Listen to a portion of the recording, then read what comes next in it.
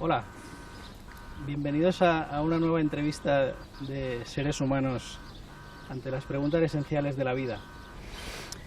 Hoy tenemos con nosotros a Joan Melé. Joan Melé es un especialista en economía consciente. Es un honor tenerlo aquí con nosotros.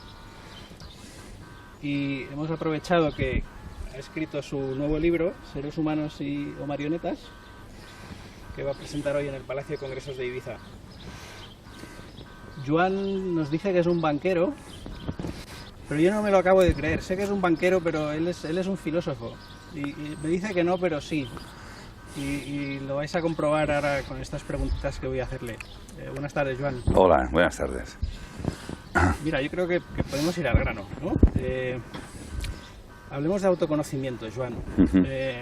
¿Cómo entiendes el conocerse a uno mismo? ¿Es un descubrimiento, es un construirse, es un recordar lo que somos, es transformarse, es cuidar de uno mismo? Hoy en día hay como mucha oferta, ¿no? Creo que es un poco de casi todo lo que has dicho. O sea, porque cuando primero es escuchar dentro y notas un impulso interior que lleva a todo ser humano, que ya los griegos en el templo de Delfos lo ponían, ¿no? Conócete a ti mismo. Allí estaba escrito, pero esta frase resuena en todo ser humano como un impulso interior de vida. Muchas veces, a causa de una educación equivocada, apagamos esta voz, ¿no? Aunque sigue dentro queriendo salir.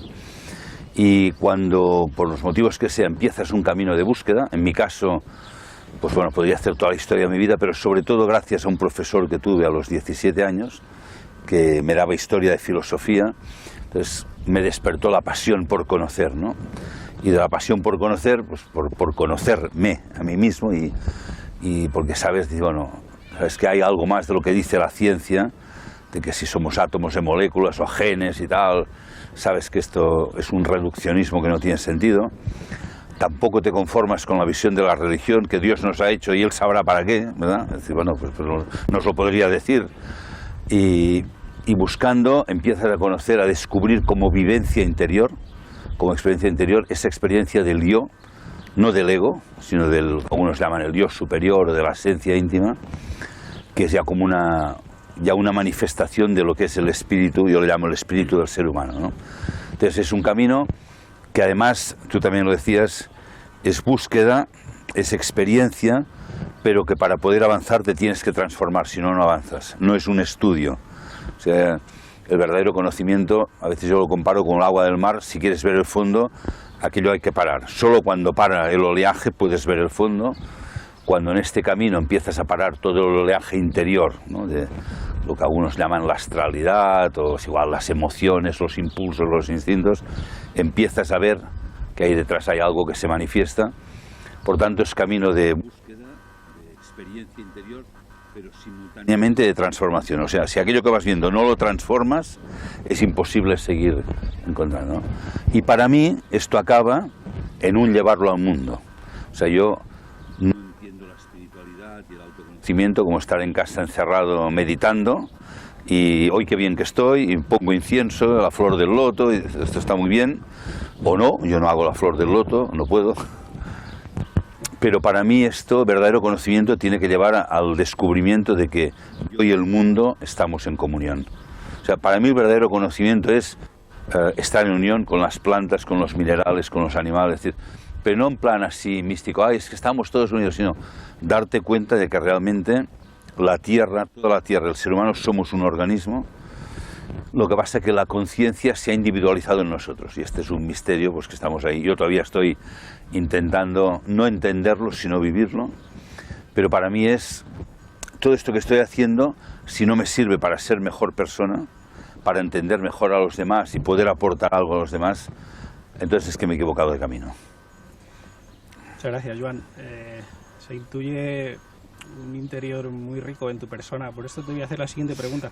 Si tuvieras que contestarme, ¿qué dirías? ¿Quién eres tú, Joan? Pues bueno, soy un ser espiritual, creado como los demás a imagen y semejanza de Dios, con una chispa divina, con todo un potencial por desarrollar. Y caminando, yo defino el arquetipo del ser humano, o sea, como el objetivo a conseguir en el futuro, 3 puntos que son la libertad, este es fundamental, el amor y la capacidad de crear cosas nuevas. No solo en tecnología, sino en muchas otras cosas. En mi caso, yo intento practicar lo que llamo el arte social. No, las artes plásticas las llevo mal, pero es un arte nuevo a desarrollar. Entonces, creo que somos seres creadores y que todo lo que podemos crear tiene que ser por amor. Si hay un interés propio, crear es para dar a otros y solo se puede hacer desde una búsqueda de la libertad. Entonces, no somos libres todavía, pero sí que me voy dando cuenta que a medida que haces este trabajo te vas liberando de muchos miedos y codicias y impulsos que no sabes de dónde vienen. Pero diría que soy, para resumir, un ser en camino hacia ser humano, en realización. Claro, que no es poco. Casi que me has contestado a la siguiente pregunta, pero te la voy a formular a ver si me quieres decir algo más. ¿Cuál es el sentido de tu vida? Desarrollar el potencial que tengo, mis capacidades, convertirlas en una realidad. O sea, ayer en un ejemplo, una charla que daba, decía yo, soy capaz de tocar el piano. De momento no tengo ni idea, pero la capacidad la tengo, ¿verdad?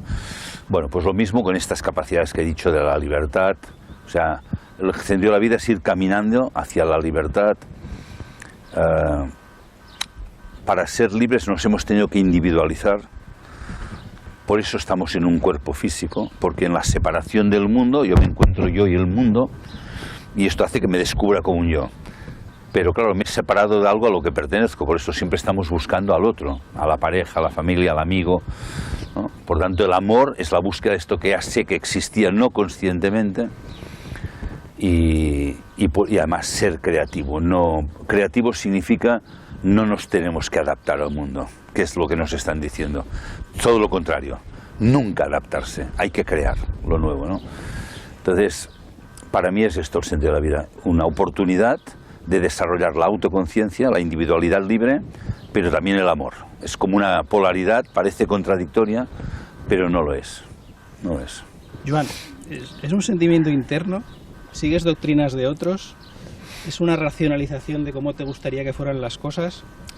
¿Por qué crees en estas cosas que crees? Es que no creo, es que no es una creencia.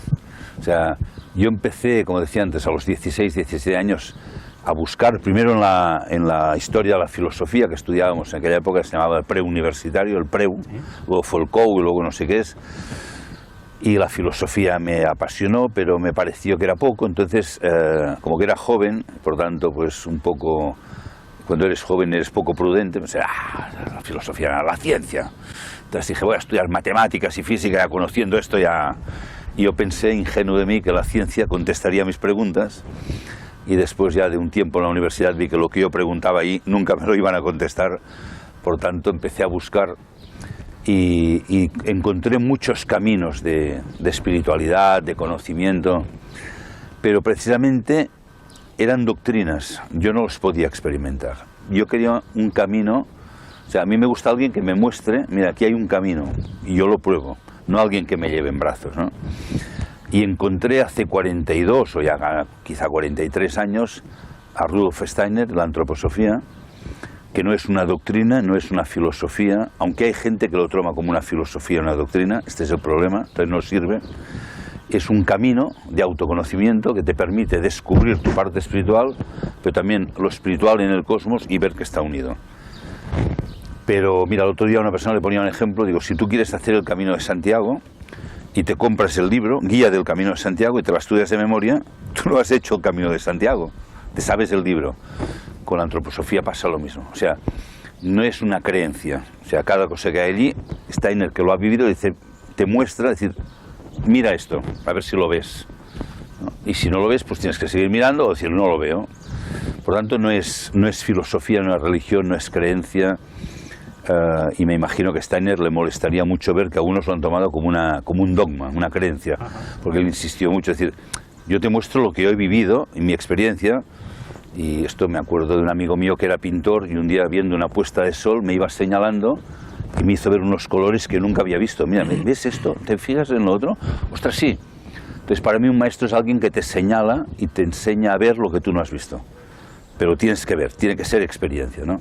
Y yo intento que mi vida sea experiencia espiritual y con los años vas viendo cosas. No viendo cosas raras, sino esta experiencia interior a través de un pensar. Para mí es fundamental el pensar claro. O sea, el misticismo antiguo creo que hoy no es un camino para este tiempo, de éxtasis, experiencias raras y menos con sustancias raras, sino el propio pensar que ahora está un poco encarcelado en los límites de lo racional, ya viene de Kant. La cosa en sí no se puede conocer, ¿no? Ya, bueno, igual tú ahora no puedes, pero no, había alguien que decía, todos los filósofos tienen razón en lo que afirman y se equivocan en lo que niegan. O sea, tú vas a decir, todo es el agua. Bueno, porque tú has visto esto, pero no quiere decir que el otro diga todo es el fuego y a lo mejor también tienes razón, ¿no?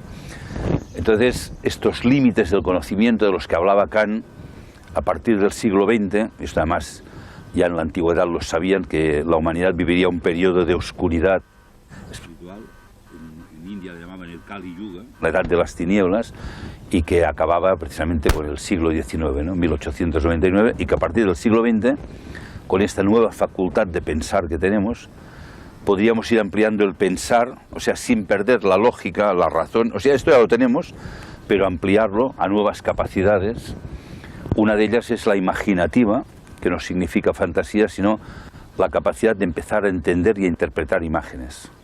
Hoy vemos plantas, pero no sabemos lo que nos está diciendo una planta, o un animal cómo se mueve, o el cielo estrellado. Este lenguaje no lo entendemos. Y claro, si uno sabe leer y tener una gran poesía, pues es un papel con manchas de tinta. Yo creo que ahora, sin renunciar a la razón y a la lógica, tenemos que volver a entender de otra manera lo que antes era puramente instintivo. Ahora, desde un pensar nítido, tenemos que volver a entrar en comunión con todo lo que nos rodea, la naturaleza, el cosmos. Por lo tanto, para mí este es el camino, ¿no? de ampliar, no negar, no criticar la ciencia, al contrario, sino ver en qué límites se ha quedado la ciencia. Ayer en la charla que también decíamos, tú no puedes entender un cuadro de Van Gogh estudiando la composición química de la pintura. O sea, muy científico, ya, pero la composición química de la pintura no te explica la pintura, ¿no? Pues es lo mismo con la naturaleza y con el cosmos. Muy interesante, Joan. Te me has vuelto a adelantar a la siguiente pregunta, así que ya pasaré a la otra. ¿Cómo entiendes el alma, Joan? ¿Crees en la supervivencia del alma? Bueno, en realidad yo me remonto a las antiguas creencias de que el ser humano era cuerpo, alma, espíritu. En realidad sé que somos seres espirituales, que mientras estamos en la tierra dentro de un cuerpo, se crea un mundo interior subjetivo que llamamos alma, alma en latín, psique en griego, lo mismo, ¿no? Que es este mundo de, bueno, sentimientos, emociones, también pensamientos, ¿no? Subjetivo. Y esto, creo que la gran parte de esto se pierde con la muerte, menos aquello que hemos conseguido realmente transformar. Sí creo que continúa el espíritu humano es inmortal, o sea, solo puede morir lo que es mortal, lo físico, lo otro, el ser humano durante un tiempo entra dentro de un cuerpo, experimenta y vuelve a ir a su lugar de origen. Por tanto, sí creo en la reencarnación. Para mí es más que una hipótesis, es como una vivencia interior clarísima. Y cuando esto lo vives, es difícil decir vivencia, porque me dices, ¿recuerdas otras vidas? No, ni me interesa, pero hay un tipo de experiencias que sé que el espíritu, mi espíritu es inmortal, mío, el tuyo, de todos, y que esta experiencia la repetiremos, ya la hemos repetido, porque ¿por qué necesitas entrar en un cuerpo? Porque tienes que salir del lugar del origen donde están los planes de la vida, donde está, para que tú te puedas equivocar. Porque para poder ser libre tenemos que poder cometer errores, ir hacia aquí o hacia lo contrario. Y en ese camino del error es el camino hacia la libertad, que de momento pues provoca egoísmo, es un efecto colateral no deseado, y provoca sufrimiento unos a otros, pero solo es temporal, esto lo podemos ir cambiando. Por tanto, mi convicción, somos seres espirituales, durante un tiempo entramos aquí, hay un mundo interior, pues esto, ¿no? Sentimiento, el carácter, pero esto se pierde con la muerte. Queda, o como decía Platón, ¿no? A mí cosas de los antiguos que me gustan, ¿no? Pues esto de lo que has aprendido de verdad, belleza y bondad en la vida a través de tu alma, y esto se incorpora en tu espíritu, en lo que algunos llaman el Dios superior, esto no se va a perder.